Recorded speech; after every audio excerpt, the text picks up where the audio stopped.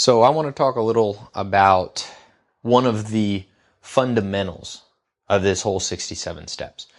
As I've said, there's not one per se that's most important, but certainly what I'm about to talk about is one of the most important things you can ever get into your brain, not just listening, not just thinking about, but making this part of who you are instinctually. Like the Dalai says in his recent book, Beyond Religion, there's 3 levels of knowledge, right? Hearing, thinking about, but then making part of who you are instinctively. And so, I've called this different names at different times.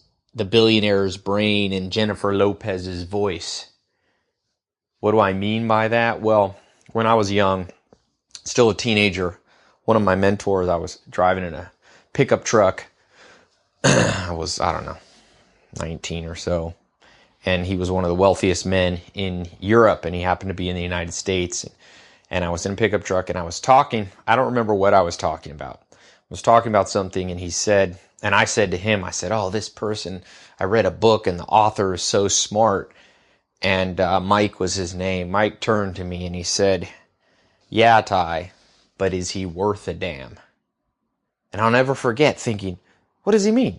Is he worth a damn? I was like, you just hear?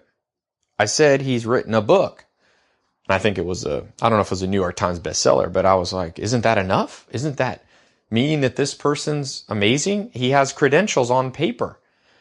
And I didn't understand it at the time, but what Mike was trying to tell me was that there's more. There's a set of intangibles that you must possess if you want to be successful. So what we're going to talk about in this in this particular 67 step, or one of the 67 steps, is what that means. Because make no mistake, you can have a PhD from Harvard. You can have all of the quote unquote trappings and outward success, or markers of supposed success. But if you want the success of a billionaire, the billionaire's brain, I called this, you've got to understand that you must be worth a damn. Now, when I first heard this, I was very young, 19 years old, and I've thought about this over the years. What did that mean?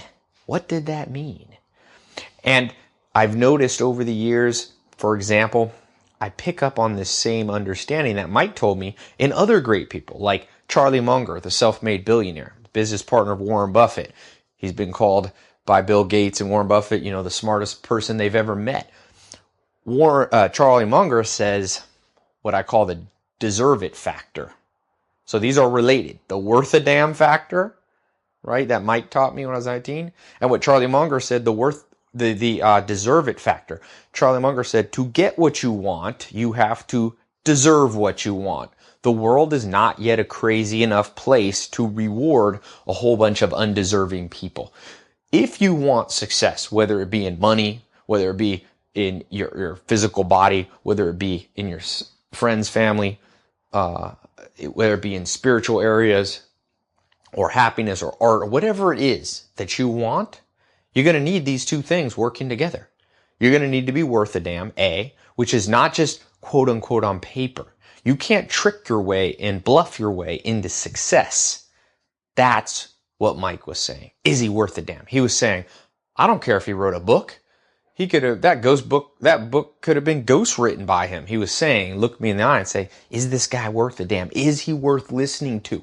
Does he have a set of intangibles that make him deserve the success that he has? And of course, years later, I heard Charlie Munger, the billionaire, say the same thing. This is one of the pillars of your success, or must be one of the pillars of your success. You got to look yourself in the mirror every day and go, am I increasing my deserve it factor? Am I more worth a damn today than I was yesterday? And if you can do that, someone was telling me actually they read something about Jerry Seinfeld, the actor / comedian who is the highest paid actor in Hollywood, I think Hollywood, not actor, but highest paid comedian. I think he's also one of the highest paid actors. You know, his TV show Seinfeld made, I don't know, $1 billion or more it's made. And he basically said, you know, what his trick was going to bed every day and saying that he'd written a joke, something that had moved him forward, something that had increased his worth as a comedian, not just bluffing his way, not just doing PR and getting a whole bunch of people to say, oh, Jerry Seinfeld's great. Why is he great? Well, because someone else told me he's great. That's called the greater sucker theory. Many people you'll see out there, it's like, oh, do they really deserve their success, or are they just bluffing? And again, Charlie Munger said the same thing, similar to what Jerry Seinfeld did. Jerry Seinfeld went to bed each day writing a new joke, increasing his the worthiness he has of his success. And Charlie Munger said the same thing. He said, spend each day trying to be a little wiser than you were when you woke up. Discharge your duties faithfully and well. Step by step you get ahead, but not necessarily in fast spurts. But you build discipline by preparing for fast spurts. Slug it out 1 day, 1 inch at a time, day by day. At the end of the day, if you live long enough, most people get what they deserve. That's the billionaire's brain. You must ask yourself with clarity as you ask yourself this question. Am I spending each day getting a little wiser than I was before? Now, we're going to talk about this in some other steps, but there is nothing that approaches this, in my opinion, in terms of importance. If you don't have this, the other 67 steps are not going to work, because each of the 67 steps is kind of building on what we're talking now. So just rank yourself. Imagine 1 to 10, okay? Comparatively with other people. Now, sometimes you're going to notice, like John Wooden said, we're not always in a competition with other people, right? We're in competition with ourselves in certain areas of life, but in other areas, life is competitive. Like Will Durant says in the Lessons of History, the second lesson of history is that biology is competitive. If you want to make money, if you want to be successful, that means you must do it not at the expense of others. If you do it right, you don't have to. It doesn't have to be a win-lose, right? You can get a Pareto efficiency. The economist Pareto talked about this, which is a win-win. But it does come in relative competence and competition with others. So on a scale of 1 to 10, let's say your dream is to be a singer. Let's say your dream is to be a millionaire. Let's say your dream is to change the world like Gandhi or the Dalai Lama. My question to you is, do you deserve it as much? Do you deserve it more than the next person? What are you doing? Are you going to bed smarter each day? You know, I read a book a day.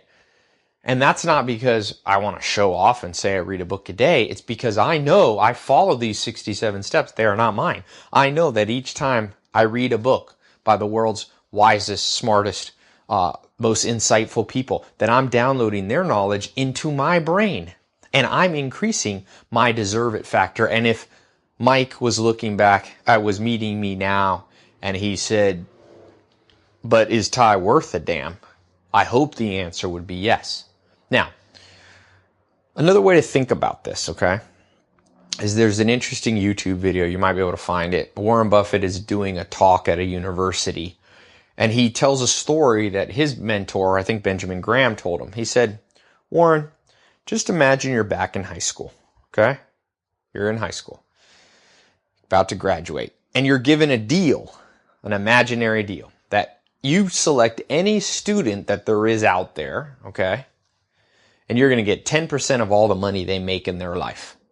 Just a good deal. 10% bonus. So if they make $1 million, you're going to get 100 grand. If they make $1 billion, you're going to get 100 million. Warren Buffett's mentor said, which of the students would you bet on in that room?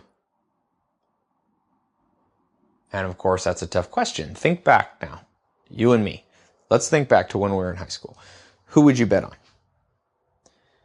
I don't know that I would bet on the captain of the football team.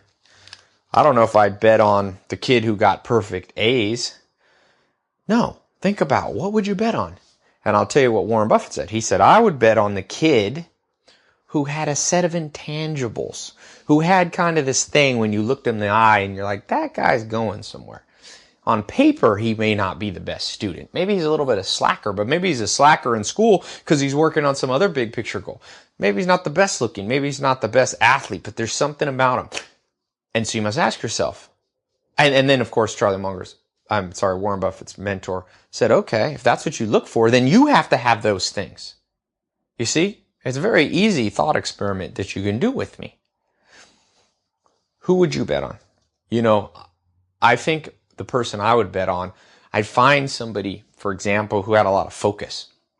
Somebody who's like, yeah, I've been wanting to open a restaurant ever since I was 7 years old. And I walked into my dad's restaurant and I smelled the food and I was like, wow, this is awesome. And every year since there, I've been reading books on restaurants and I've been, I study everything I can get my hands on. In the summer when all the other kids are playing, I go and volunteer and work as an intern at different restaurants or work in the back kitchen. See, if I had met a kid like that in high school, I'd be like, you know what?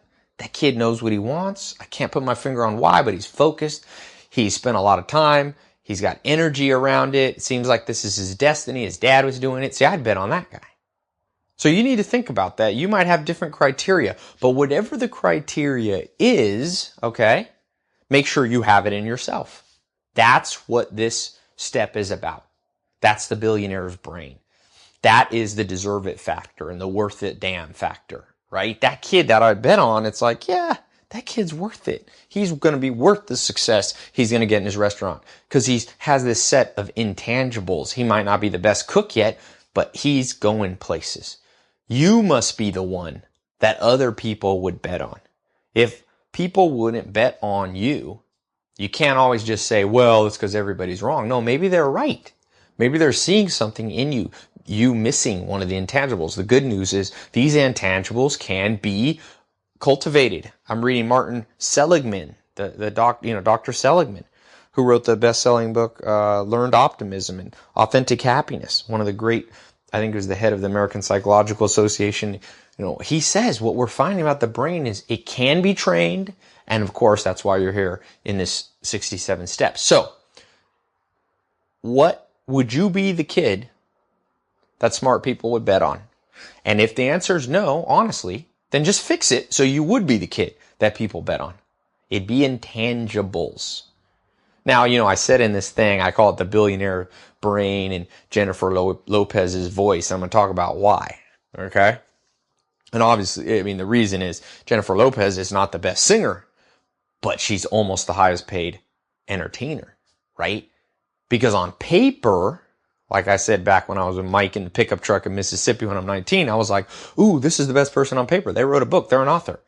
But it's not always who's the best on paper. Remember, if you study if you know Jennifer Lopez's background, she was a nobody. She was a background dancer or something on a TV show in living color. But she had a set of intangibles. Wasn't the best singer, wasn't the best editor, but in the package, overall, it's somebody you would want to bet on and say, yeah, that girl's going somewhere. That has to be you. I don't care if you're in entertainment, if you're a stay-at-home parent, if you are, a teacher, whatever it is, it's the same thing. Now, one thing in that thought experiment that we did, the Warren Buffett's thought experiment, where you ask yourself, who would you bet on in your high school? You got to do the inverse. One of the tools you're going to learn as we go through these 67 steps is invert, invert, invert. So to find out if something's true, flip it upside down on its head. Just reading a book. Sometimes I read so many books I can't remember which one it was, but it might have been, anyway, it was by a scientist talking about how your brain works. And, I know. It was a book. It's a book on, I'll find it. Actually, I see it right here. I'm in my library. It's called How to Not Be Wrong by Jordan Ellenberg. And he talks about why our brain makes a mistake. And he was saying if you want to find out if something's true, try to flip it upside down and see if it still holds true. So this thought experiment, who you would bet on in your high school to succeed. Let's flip it. Who would you not bet on? Who would be the last person in there? Who would you bet against? If you get $1 million for betting who's the least successful person, who would you bet on? Right? Because obviously you want to make sure you're not that person. And think about it. You know, it might surprise you who would be the least successful. Look back at your own high school. Those kids that were supposed to be so great, you know, they came from a good family. They came from money. They were supposed to have a free ride. They were supposed to get into college and do big things. They ended up, you know, doing nothing with their life, wasting and squandering the years of their life. So what happened to those people? Because the opposite of the worth a damn factor is to be not worth a damn. And the opposite of the deserve it factor is to not deserve it. Well, let me give you some clues out there that I've heard. Like Charlie Munger said, who's the originator of one of these 67 steps. In his book, if you haven't read that, it's one of my recommended book lists. Make sure you're checking that out. Poor Charlie's Almanac. You can get it on Amazon. I have a link to it. What did he say? He said, well, if you really don't want to succeed, make sure you have sloth and unreliability. Sloth and unreliability are what Charlie Munger said he would bet against. He would find, if he was betting against a kid in high school, he'd go, who's the laziest kid in here? And also the most erratic, the one who starts stuff but never finishes, the most unreliable. Now, that's Charlie Munger's opinion. I'm not sure that that's always true. But think about it. It's that set of intangibles, not the thing. It's not the kid who went to college that you'd automatically bet on or bet against. Those things in the modern world, you will see the world, it's called a certainty bias. The world is full of people incorrectly understanding how life works. It's like Plato says in the Republic. You're going to hear me talking a lot about this.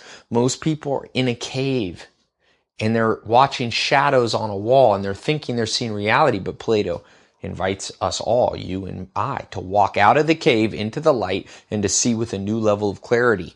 And that's scary at first. It hurts your eyes. You want to wear sunglasses. In the same way, we live in a world that is focused on the processes, but not the end results. It's thinking, yeah, go to college. Everyone should go to college. Well, I personally have nothing against or for college. College, to me, where you're going to learn about ESS, evolutionary stable strategies. Richard Dawkins, the great biologist, talks about this. This is one of the fundamental understandings of biology at even a cellular and genetic level. We're all in an ESS, meaning college is neither good or bad. It's like Newton's third law, meaning for every action, there's an opposite and equal reaction. College is neither good nor bad. When you go to college, you'll get a certain result, and it'll also be offset by some downsides. And if you don't go to college, there'll be some downsides to not going to college and some upsides to not going. It's not so black and white. Yet the world that you've grown up in and the hardwiring of your brain, you and I, myself included, has been unfortunately brainwashed by people who don't necessarily mean to do us harm, but for many reasons. I would say one of the great ones is the fear in the amygdala part of our brain that society builds up. You know, Freud talks about life is untenable. It's hard to deal with. So we create things in our brain. He says, of course, we create distractions, substitutions, and intoxicants. Now, as pertains to this conversation, I don't get too far off, but I will say people can't cope with the fear of their own failure, the neuroses of death, and so on. And so they tend to just give you pretty bad answers to life's hard questions. So you've probably grown up and people just said, well, if you want to be successful, get a good job and, get a college degree. Well, that's not necessarily true. I dropped out of college. I did okay financially.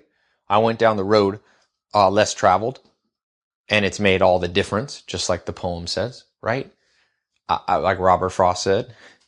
I think that what I want you to start thinking about is not so black and white about things. Not so like I was at 19. Oh, this guy must be smart. He wrote a book. Well, as the billionaire mind tried to impress upon me at that time.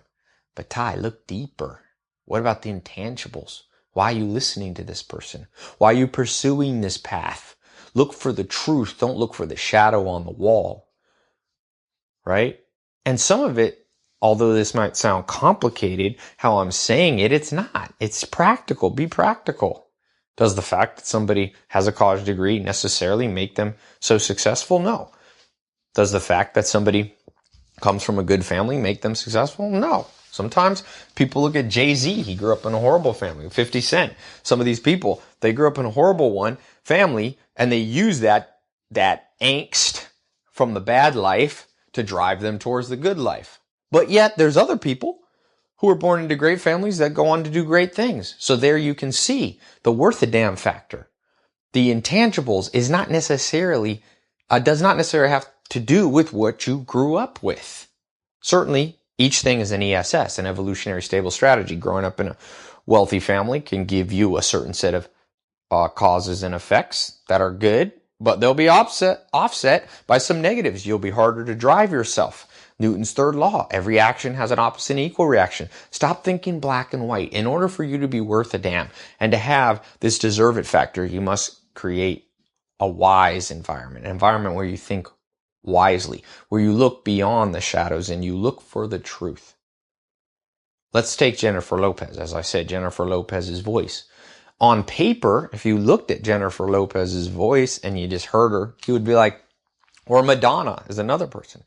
Why is this person not going to make it in Hollywood? But I read a great book. I have it listed. It's called Listen Out Loud. It's by a man who managed a lot of the great. He managed Michael Jackson and Paul McCartney. His name's Wisner. It's on my book list there. And he talks about when he first met Madonna in the early 80s when she was just a young, potential star, but nobody really knew her. And he's like, he said in the letter, he couldn't take her on management, but he said in his letter, I believe this woman will do something. And certainly she didn't have the best voice, but she was worth a damn. You saw the drive in her. You could see the gleam in her eye. People were betting on her. I want you to become that person. I don't care if you're male, female. I don't care where you live in the world listening to this. It's all going to come back. I don't care about the economy you grew up in. Cut all of that. All you got to do is become worth a damn and deserve the success you want. Let's talk about some practical things of what this looks like. Well, there's a coach, I can't remember his name, a basketball coach, and he basically said, I'll try to find the exact quote. He said, when you're not practicing, remember someone else is out there practicing, right? And when you meet them, you will lose, right? Think about that. Someone else is out there trying to pursue the same goal as you. When you meet them and they've out-practiced you, you will lose. I read Roland Lazenby's great book, Michael Jordan, The Life. And he talks about this. He talks about Michael Jordan's drive. Here's the quote. When you aren't practicing, someone else is. And when you meet them, you will lose. Okay? So part of deserve it, part of worth a damn, is you're practicing. I'm here in Hollywood and I meet people all the time. One of my neighbors for a while was Katy Perry, and she was married to Russell Brand, the comedian, and Cameron Diaz is here. The other day I was playing basketball and not Adam Sandler, but the guy from Zoolander. I'll remember the main character. He lives here. He almost ran me over. Ben Stiller. And when you see these people on paper, it's like, why did they make it? Why did not everybody make it? In my TED Talk, I talked about this. Why didn't everybody make it? Hundreds of thousands of people, around 200,000 or 300,000 people move to Hollywood each and every year for years and decades. And most of them go home alone.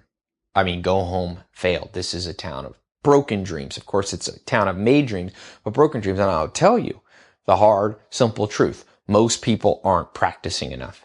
They think they're just going to be an actor. No, you got to practice. Michael Jordan, in one of his years when he played for UNC basketball, when he was still in college, I forget which year, he just kind of burned out at the end of the year, and he told the coaches, I just got to take the summer off from basketball, and they were understanding Dean Smith. And then they said the next morning they walked into the gym and there was Michael Jordan practicing. And they were like, what are you doing? And he said, I got to get better. He gave up for 7 hours. Most people give up. You have to be someone literally practicing your craft. That's why I'm not a big believer in this whole 4-hour mentality, 4-hour work week. How can I work less? How can I go more vacations? That's a mirage. We'll talk about this in one of the other steps. You have to increase the odds that you deserve whatever it is you want, because as we said, J-Lo, practice. Michael Jackson, practice. In fact, I read an article that talked about Michael Jackson's dedication to what he did. He would do his spin. You know, he's famous for being able to do that spin. 8 hours he would practice the spin in a mirror, videotaping himself, getting it down. See, that's a guy you want to bet on. Of course, he had some natural talent, but J-Lo didn't have a lot of natural talent. Madonna didn't have a lot of natural talent. But they increase their deserve it through other intangibles. One of those intangibles is just literally hours put in. The great book that I love, Total Recall by Arnold Schwarzenegger. He said, I just learned life is about reps and sets. We're going to talk about this in another step. This talk today is so foundational that you're going to have to listen to this more than once. You're going to have to contemplate this.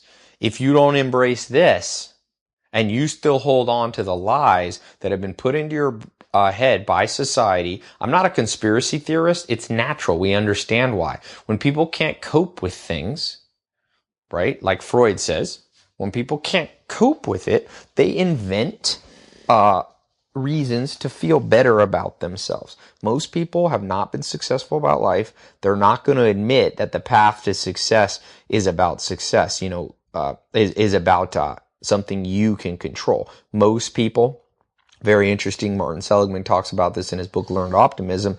The difference between pessimists and optimists, when something bad happens to them, they consider it an ongoing thing that'll never end. They consider it outside of their control, right? Whereas optimists are different. They think bad things are one-time events and they think they can change them. So the world we live in is full of pessimists. Some pessimism is okay, but we're at a place, and you and I have been influenced by people who might be good people. It might be your mom, dad, grandparents, friends, close friends, teachers. But you and I have been told that these things about success are outside of our control, right? That the reason some people are successful is not really something you can do something about. The best you can do is go to college, put your head down, and work hard. And if you do it right, you'll maybe have a chance of something. But that's not the truth. That's not the truth. Freud in Civilization and his discontents in chapter 2, he said, life as we find it is too hard for us. It entails too much pain, too many disappointments, impossible tasks. We cannot do without palliative remedies. We cannot dispense with auxiliary constructions. So that means you've grown up around people, teachers, parents, people who have not lived up to their dreams, who have failed. And they want to not necessarily harm you. I'm not a conspiracy theorist, as I said, but like he says, life is too hard for them. It's too much pain, too many disappointments. So what does he say people do? He said there are perhaps 3 of these means: powerful diversions of interest, substitutive gratifications, and intoxicating substances. So substitutive or diversionary things, the way that people deal with their own mistakes and their own failure and their own lack of success, their own dedication to those dreams that they probably had at one point, is by telling you what Seligman calls a pessimistic outlook. They say, well, it's, you do what you can, you do this, and they focus on the wrong things, like get a college degree, They're not willing to say, look, take the destiny in your own hands, increase your factor, your worth of damn factor, go to bed smarter. Again, practical thing for you as you listen to this. How many books are you reading? Are you reading 1 a year? 1 a month? That's not enough. What's your dedication to what you want out of life? Now, some people might say, oh, well, I don't like that. That's too much work. That's too much grind. Well, like John Calipari, the great Kentucky basketball coach, has won, championship. He says you got to learn to like the grind. And we're going to talk about that in another one. But you got to learn to like increasing your deserve it factor. What's the rule that reading a book in your library is going to make you unhappy? One of my happiest times, I've rewired my brain that I love my library. This little room I'm sitting in here right now, it's one of the happiest moments of my day when I come into here. You see, I know that many over practice and over time, and of course, part of this whole 67 program is, as I told you, there's 66 days or so it takes, according to the University College London News research. That's the length of time on average it takes to form new habits in your brain. So as you go through this, by the time you come out of this, make sure you stick with it. By the time you come through this whole 67 steps, you're going to begin to rewire the reward mechanisms of your brain so that things that do make you more deserving of success, that do make you more worth a damn on both tangibles and intangibles. Remember, tangibles are like college degrees. Intangibles are like, it's a passion. You're a passionate person. One you can put your finger on literally and print it out. Another one you can't. Madonna and J-Lo had a lot of intangibles, right? You couldn't put your finger on the fact that they're passionate and delivered a great entertaining concert. They weren't good in the actual tangibles on a piece of paper. If you put them in a room and measured their ability to sing, 5 octaves like Mariah Carey, they weren't very good. But they had the intangibles. So you're going to stick with this, right? Because we said, Charlie Munger said, one of the great ways to invert and guarantee you won't be successful and you won't be worth a damn and you won't deserve it is to be unreliable. We're going to talk about how to build reliability into your habits. And part of it is just stick with this. Okay? Stick with this, what we're doing here. So this is the first one. Now, as you go through this, it is important that you understand, as I mentioned, what Darwin said, what Freud said. Your family and your friends have lied to you, not because they meant to, but because they have lied to themselves. The best and most convincing lie is a lie that you tell yourself first. And once you believe it, then of course it's easy to convince others. So you don't need to go out and get mad at your parents and start blaming them and start blaming your background and all that, because actually that would be what? That would be an example of not increasing your worth a damn factor. Worth a damn factor is, like Munger said, go to bed each day a little wiser. Read whatever you do and learn from me, like my TED Talks about why I read a book a day. Read. It helped me starting at 16, and it's helped me all the way through as an investor, as somebody who's, started many businesses, invested in many businesses, worked with the world's top minds in many areas. It is absolutely important. Don't ever believe people telling you the answers are within completely. There's some answers within, but there's a lot of them on the outside. That's actually one of the other 67 steps you're going to be learning soon. So, practical things. I'm going to walk away with this. I want you to always keep in mind, the way to increase your worth a damn, deserve it factor is just 2 things, right? Injection of knowledge and wisdom into your brain. Removal of ignorance. In and out. Like Sherlock Holmes says, the mind is like an attic. It can get full. So it's not enough for you to just be listening to these things, to just begin to read, you won't only increase your deserve it factor by the addition of things. You must also be committed to subtract things. Remove, subtract. So I was at the Berkshire Hathaway meeting, 15,000 of the world's top investors, and there in Omaha, Nebraska, listening to Warren Buffett and Bill Gates. I walked up to the front and standing there with Bill Gates, Warren Buffett, Charlie Munger. These 3 people own, I don't know, their businesses, almost $1 trillion valuations. If you added up their businesses, I don't know, $500 billion or whatever, about 1/30 of the whole U.S. economy in these 3 people. And Charlie Munger said, somebody asked him a question towards the end and about how to be, successful or whatever. And he said, well, you must remove ignorance. Peter Drucker, in one of the books that, I hope you'll be reading soon. It's one of the top ones on my top, list of books to read. It's called Managing Oneself. And Peter Drucker says many people are successful because they are unsuccessful because they forget about disabling ignorance. So I said, things that you've been taught, we're going to rewire them as we go through these 67 steps because you have disabling ignorance. And so Charlie Munger said, I'm 90 years old and I'm still removing ignorance from myself. And he said, I thought I'd be done, but I'm 90 and I'm still going. So I'm sure if most of you listening to this, I don't think many people are 90 years old. But if you are, it's an ongoing thing. Never get into your brain get into your mindset that it's not going to be continual. I read the great this book by Christopher Reeve. If you know who he is, he was.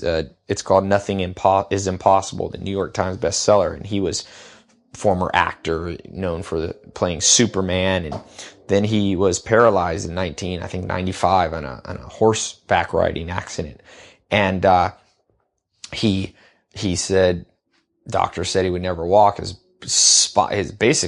head was like severed from his body, or his spine or whatever is severed at below his neck, and the doctor's like, you'll never be able to have any feeling and nerves moving past your neck. But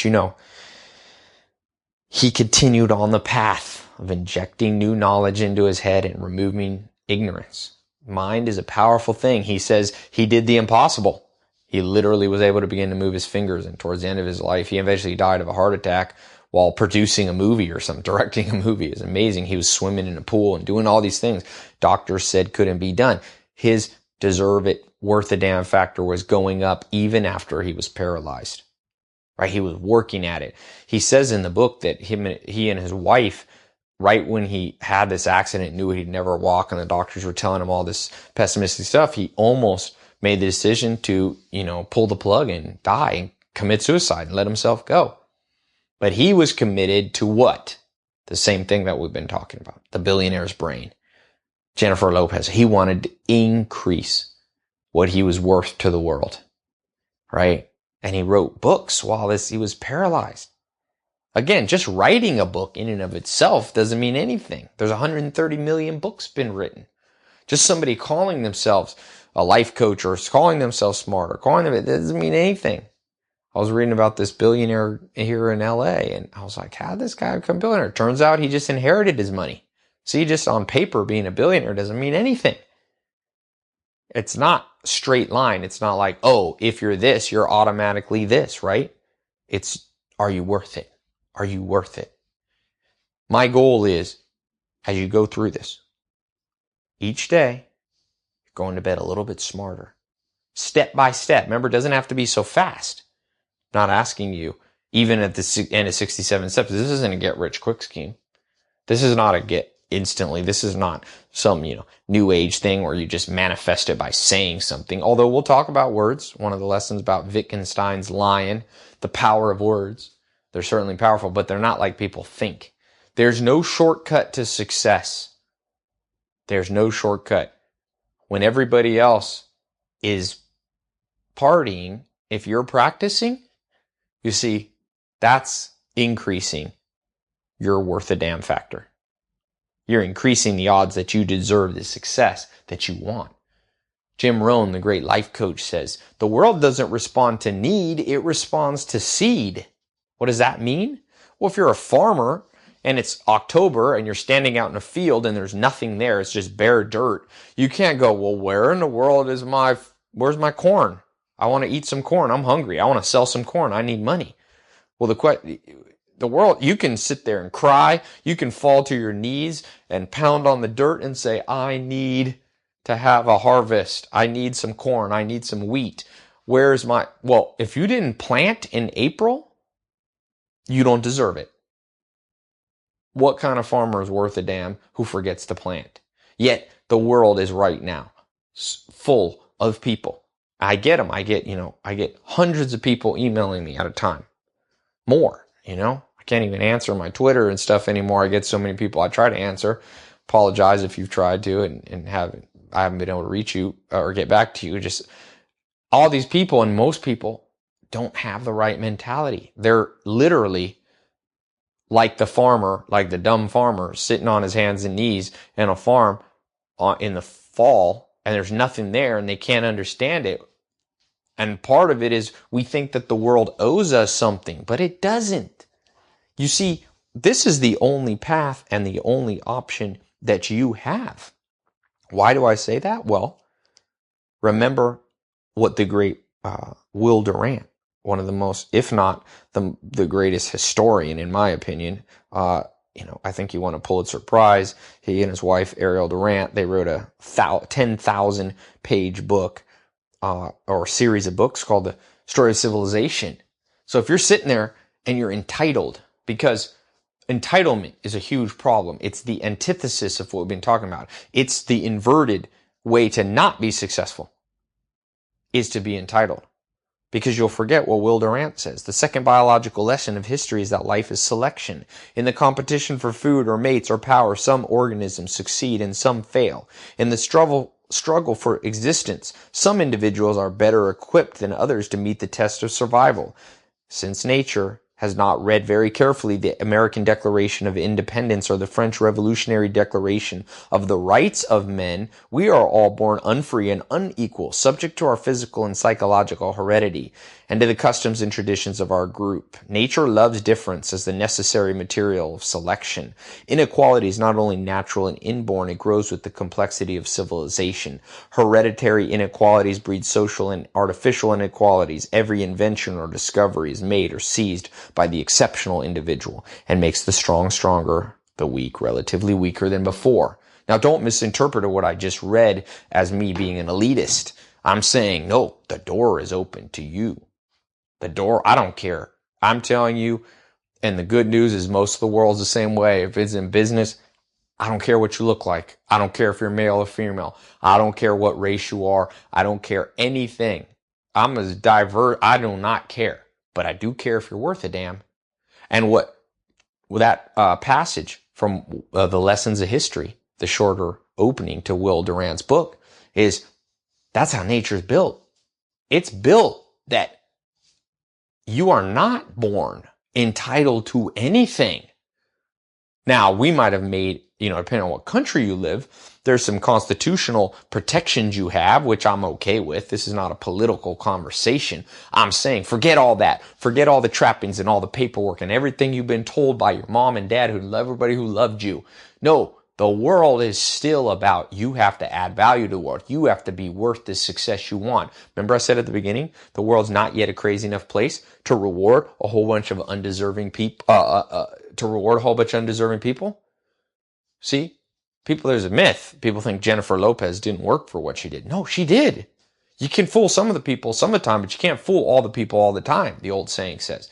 Jennifer Lopez, go to one of her concerts, go to one of Madonna's. I don't care if she's the best on paper. I don't care if she has a voice or doesn't have a voice like Pavarotti, the opera singer. The world is full of great singers that never make it because they don't have the whole package, because they think I was born with a great voice, but they were out hustled. The intangibles weren't there, like somebody out of the blue, like Jennifer Lopez or Jay-Z, or you see this in Hollywood. Of course, this extends into everything. This extends into business. If you're in business, there's the richest people in the world, boy. There's very few of them that inherited their money. No, there's very few of them even who have college degrees. Not, of course, college degree, depending on the industry, can be very important. I'm not anti-college and I'm not pro-college. It's an irrelevant conversation to be pro or anti.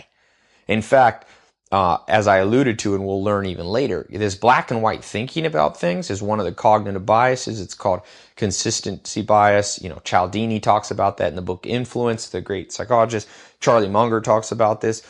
The mind wants to remove doubt, so it tries to make certainty about everything and draw lines in the sand. Part of one of the things that will make you very successful in life is the ability to stop doing that and to understand that it's not always so black and white.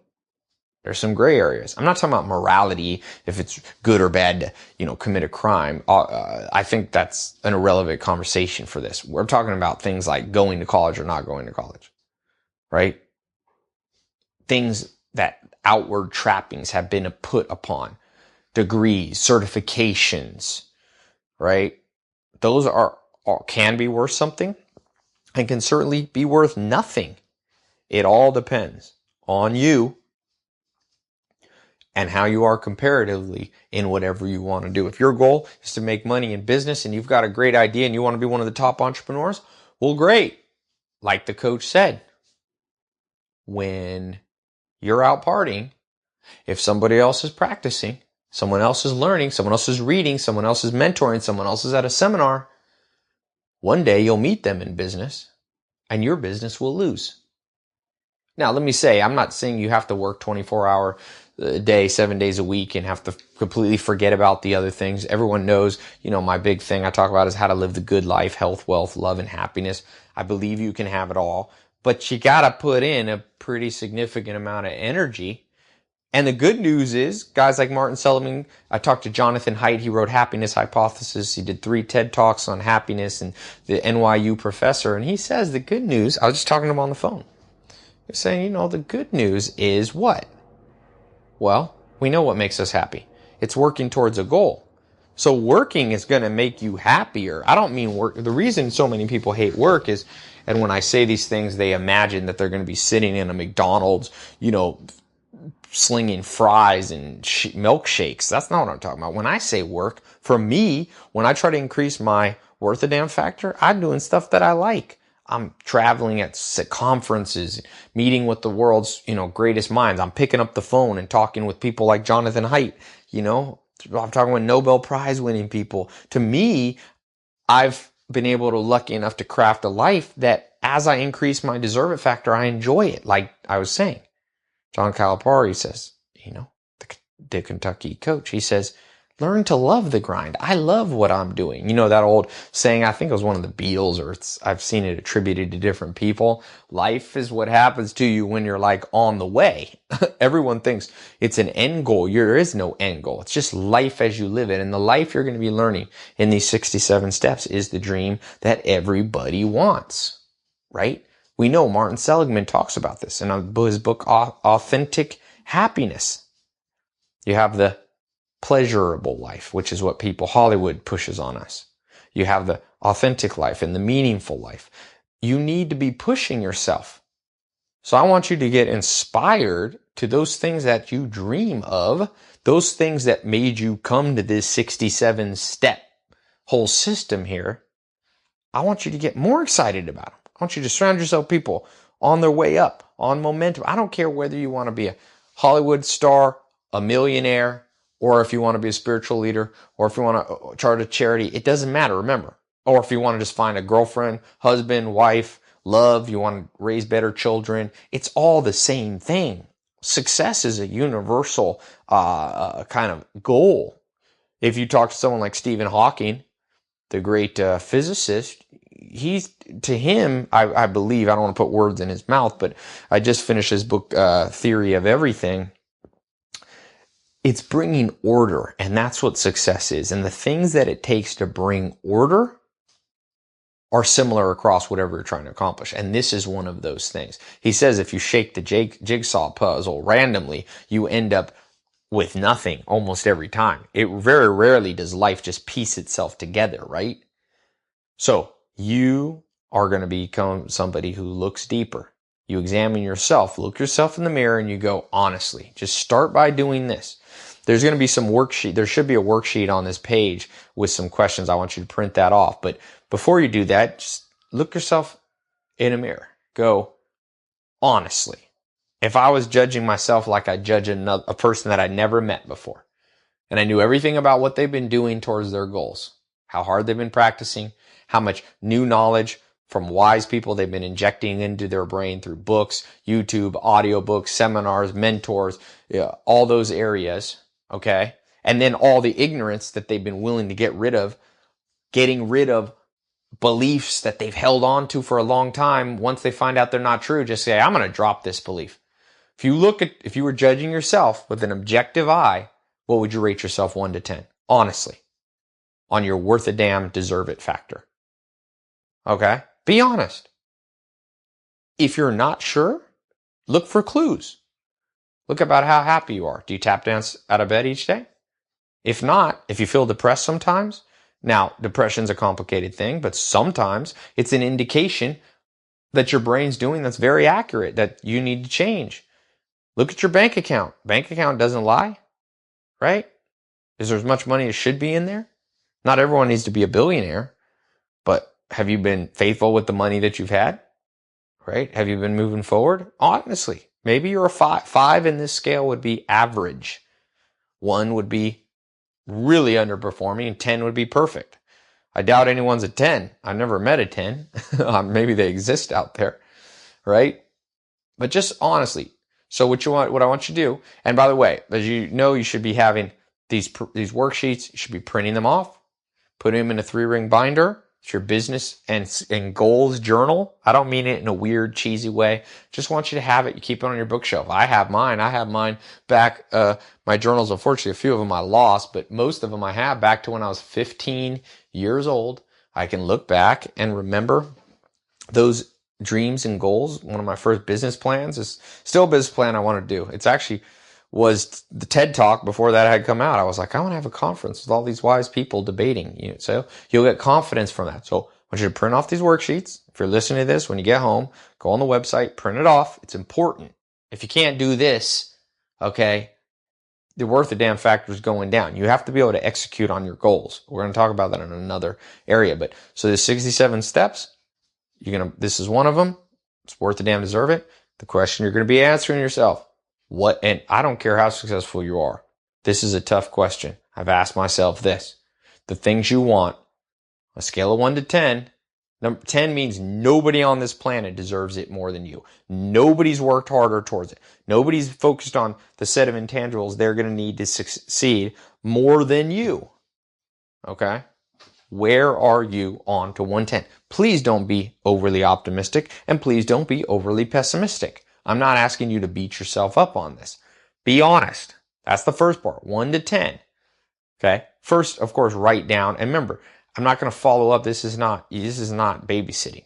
Write out a couple paragraphs. Write out what your goals and dreams have been, that overriding one. And we all want the good life, but some people are more interested in making money. Some people are more interested in fitness and getting a 6-pack. Some people are more interested in finding love and raising a family. Some people are more interested in, intangibles, art, music, changing the world, spiritual things, charities, all those. Whatever your thing is, just for now, I don't want you to go through every goal you've had. Just one of them, big one, okay? 1 to 10. First, write out what it is. Then 1 to 10, what you are. Then I want you, be honest, talk about the things you've done well and the things you haven't done well. As I look back through my life where I've been successful, I've done some things well. I've always kind of been a reader, done that pretty well. Weaknesses for me, I've been lost focus and tried to do 3 different things at once. So my deserve it factor is lower at different times in my life because there was other people out there who were also reading and also doing all the things I were doing, but they also did it with more focus and didn't get distracted as much and didn't try to do 5 different things at once. So as I look back honestly at myself, depending on the age, but look at it for you. I want you to be doing this, by the way, for today. Okay. Today, how much you deserve the success for the goal you want, whatever it be, open a restaurant, open a business, getting married, losing 30 pounds, whatever that thing might be for you. Put that goal where you're all 1 to 10 and then write about it. What you've done well and are doing well now in terms of injecting new knowledge, rewiring your brain continually. You can put the 67 steps. Doing this is a great thing, right? Moving you towards your goal. Then make sure you write there what you have done poorly. Because as you rewire, not me. You're going to rewire your brain over these 67 days here. Okay. This is just the start. I want you to know consciously what you've been bad at, where you've not deserved. Remember, invert. What's the reasons you wouldn't bet on yourself and what's the reasons you would bet on yourself? What are those areas in life you would bet on yourself? Maybe you have a lot of energy. Maybe you stay focused, or maybe you, are somebody who's creative, or, be specific as you want to be. And then, of course, write down the things you are horrible at. Like for me, I've always been somebody I stick with things, but I just add on new things. So like I'll launch one business, then I'll launch a second one on top of it. I'm pretty reliable. I'm not flaky, but I start overextending myself. It's a consistent weakness of mine, among other weaknesses, right? Write that down. Get that down. You don't have to write for hours now. I just want it down because then we're going to be able to see over time how you get rid of those issues. Okay? You're going to get rid of these slowly but surely, rewiring your brain. Remember, go to bed a little bit more deserving. of what you want and a little bit less ignorant.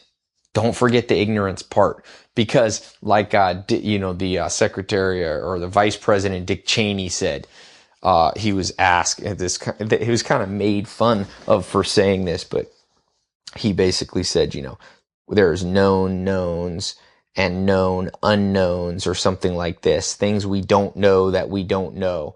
That's what I'm defining as ignorance. So just remember that. For you, the ignorance one can be hard because we don't know we have it, right? So what you have to do with ignorance is, number one, surround yourself with people who don't just always say yes to what you're doing. We're going to learn that as Peter Drucker talks about. You have to use feedback analysis.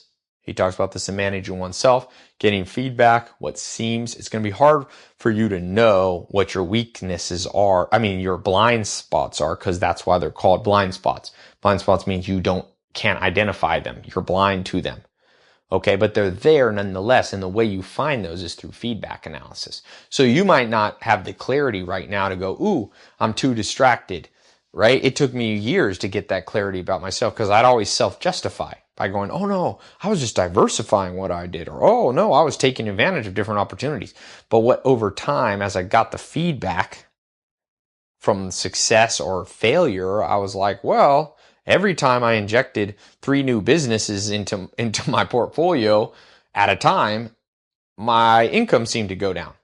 By the way, money is not everything, but when it comes to business, it's a great way to gauge success in some ways. Again, sometimes you can make money and you're not doing it a successful way. You're taking advantage of somebody or something like that. But just saying in general, okay? If all of a sudden, if you're making money and all of a sudden everything you make a change and all of a sudden your profits go down, it could very likely be a mistake. So that's feedback. You might not feel like it's a mistake. You might be like, oh, this is a great thing. And again, money is not the only way, but your body is a great way. If you're trying to lose weight and all of a sudden you're experimenting, you're going to learn this. My whole way to use hypothesis in the 7-step. That's 7 steps that you look through. That's another one of the 67 steps. As you do that, if all of a sudden you start gaining weight, well, you might want to stop doing that. Feedback analysis. Love life. If your love life is going great, and then all of a sudden you're like, hey, I'm going to, whatever. I'm going to start, I don't know, not go on dates with my wife or husband anymore, or not. And then all of a sudden everything starts falling apart. Well, your worth the damn factor is going down. So be attentive. And I know this sounds obvious. Yeah, everything's obvious. It's like magic tricks. When I was a kid, I loved magic. Magic seems awesome until someone explains how they do it. Then you're like, wow, that's not hard. Well, the same way to be successful. Some of this we're going to go through, and you might be like, oh, Ty, I already know this. Well, like I said at the beginning, the Dalai Lama says there's 3 levels of knowledge, right? And I'll tell you, the worst kind of person I run into is one that has Dalai Lama level 1, which is just they read about it or they heard it. Oh yeah, I've already heard that time. I'm like, whoa, well, excuse me. You already heard how to be successful? Do you think that makes you deserve being successful because you heard it? I got to ask myself that, Ty. I got a lot of knowledge in my head. Doesn't mean anything. Doesn't mean anything. Part of the deserve factor is not just what's in your head. I know lots of people went through college, 4 years there. Doesn't mean anything to me. I know some of my companies have PhDs that work for me. Sometimes I ask them, I'm like, man, I don't have a degree. It doesn't mean me better or worse than you, but are you using your head? Right? Because they're stuck on their degree. Oh, well, I got a degree, therefore I'm smart. Well, no, doesn't work that way, my friend. Doesn't work that way. Remember, the level 2, Dalai Lama says, is contemplating this. So I want you to take this and listen to it. But remember, it's level 3 that you want. Level 3 knowledge is where it becomes instinctual. The reason Michael Jordan was such a great basketball player is because he practiced enough that when he got out in the court, he said, I wasn't thinking about it. He talks about how he's jumping, he's this great jumper. He's like, sometimes I just felt like I could fly. He wasn't going, okay, put your left foot down and then, do some squats so you're strong. And then we're going to go out there and left foot. It was all instinctual. So as you're going through this, whether it be this 67 step or the other 67 steps, snap yourself out of the entitlement mentality that I've already heard this before. First of all, the stuff I'm going to talk about, I guarantee you're not going to have heard it all, not because I'm so smart. Remember, this is not about me being smart or dumb. I'm not the mentor in this, by the way, right? A lot of people consider me their mentor. That's great and nice, but I'm a man that's a regular guy, right? I'm like Charles Barkley, I'm not like Charles Barkley. I wish I was as good at basketball, but he was saying, he's like, I'm not a mentor. He's like, I'm a basketball player. In the same way, I understand that many people see me as a mentor, but I'm not the world's best mentor. I'm going to point you to greater minds than mine. And that's the point of this system. So when I say to you, that you haven't heard this stuff, it's not because, oh, I'm so smart, you don't know what's in my head. I'm saying it's because unless you read as much and had some of these unique opportunities to have, 3 great mentors, 5 great mentors, 3 multimillionaires, and 2, that are more at the $1 billion level, you might not have had some of these opportunities. You might not have the time to read or the interest in reading. So I'm bringing together many things that you've heard before, but many things that you haven't. And when you get to these things that you think you've heard before, it's okay. It's not what you hear. It's what becomes instinctual. If you can start looking through life, like Plato said, you're out of the cave. And as you're going through life and you're thinking about, oh, I want to do this, step back. It's not black and white. Think about it. Is that somebody you would bet on? So let's say you're going to something and there's an opportunity to go down path A. Let's say start a new company, or path B, go work as an intern for somebody else who has that business, right? Learn on somebody else's dime. Go back to the thought experiment. If I was in high school, who would I bet on? The kid who just charges out and tries something on their own, or the person humble enough to say, let me take a couple months and learn from a competitor or someone who's already doing it? Now, I'm not going to tell you what's right or wrong. There's people who have been successful both ways. But who would you bet on? And then you follow that path. And then when you're about to do something, you're about to make a decision. It's like, well, I'm going to go, party all summer, or I'm going to do something fun, but that also makes me a little smarter and a little less ignorant. Who would you bet on back in high school? And then be the person you would bet on. Who would you bet against? Right? I'm not anti taking a vacation, but who would you bet on? Who had more worth a damn? The person who's a great singer, or the person who's like J-Lo, who's like entertaining and fun, is charismatic, who can sing enough, who knows how to get out there and dance and do all this stuff? Then you be that person. You will get there by practice. You will get there by injection of new knowledge.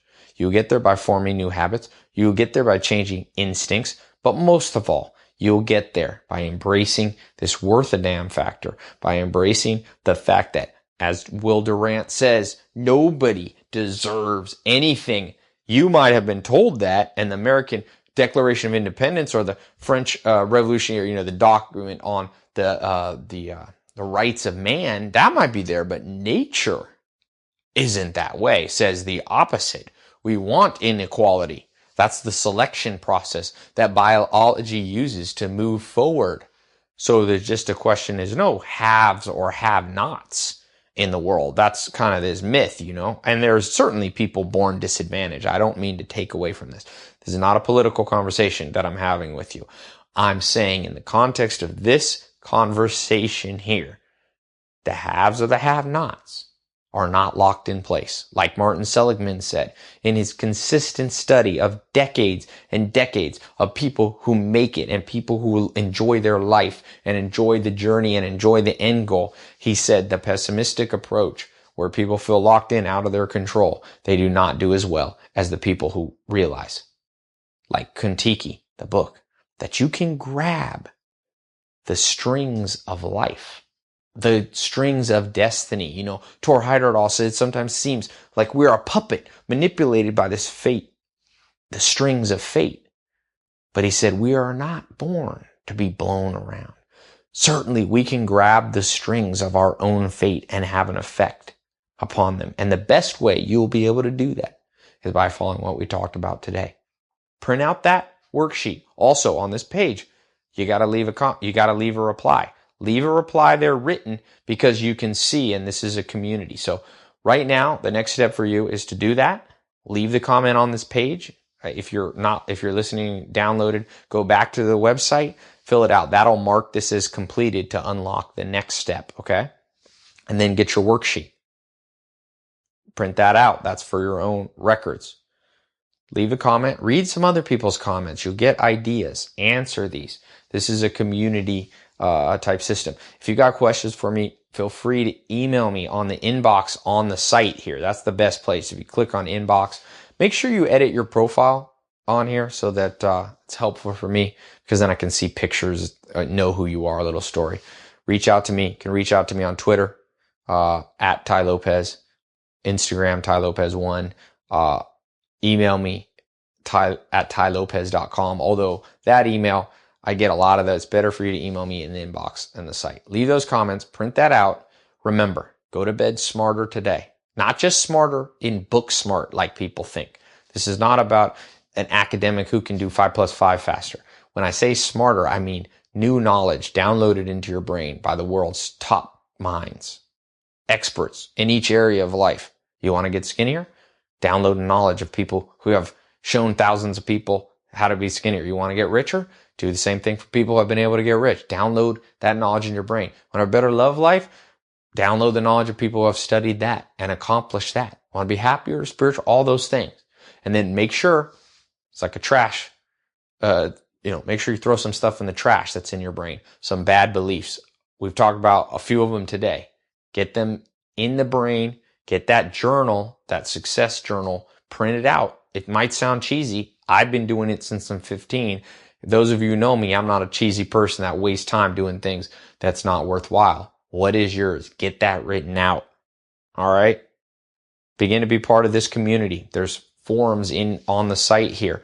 Begin to join these accountability, talking to people, asking questions. Check out the book list.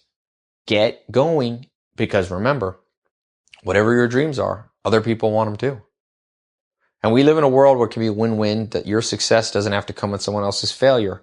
But understand that if you don't deserve it and other people deserve it more, they will get it and you will not. And I hope they do. But my hope is, because I'm on your side and you're on my side in this, hopefully, you're listening to this program, is that you'll always be the one who deserves it. That's the beautiful thing. And like Martin Seligman says, when you do that, you get authentic happiness. He studied this under a brain scanner. You will then get the good life. You want the world to have rules. I want it to be that if I don't do the right thing, that I don't succeed, because that means there's rules to follow. The only reason I'm excited to get on an airplane and fly to Europe sometimes is because I know there's rules to the world, and I know that basically if we apply the jet fuel and push the plane forward, we're not going to crash. We're going to fly forward, right? Or if I get in a car, I know that when I get in a car, if I stay within the rules, I'm probably not going to get in a crash. Of course, sometimes that breaks down, right? But it's the same way with success. The fact that there are 67 steps, that there is this one, gives you the certainty that when you do what Charlie Munger says, that if you live long enough, you will probably get what you deserve. And that's a positive message. My goal is you're going to rewire your brain, these 67 steps. You're going to start with these, this foundational one. And as most of us will live long, hopefully, hopefully, nothing. We'll talk about time in another one. You're going to get you what you deserve. I hope you get everything you deserve, right? And the good news is the world generally will give you what you deserve, right? So deserve amazing things. Dream big. Be reliable. No sloth, no laziness. That's the opposite. No unreliability. Stick with this program. Do it. I've only asked for I'll ask you to trust me for 67 days. That's it. If at the end of these 67 days it's not working, you don't have to trust me again. But this will work. This will work. I've seen it work. I've worked with, I've got millions of people that I reach with this message. I've seen a lot of people. And I know the consistent pattern. It's not because I'm smart. It's because this stuff works. It's from people much smarter than me. So thank you so much. And I will see you on the next step when that's released. Okay? All right, so focus on this today and stay tuned for the next step tomorrow.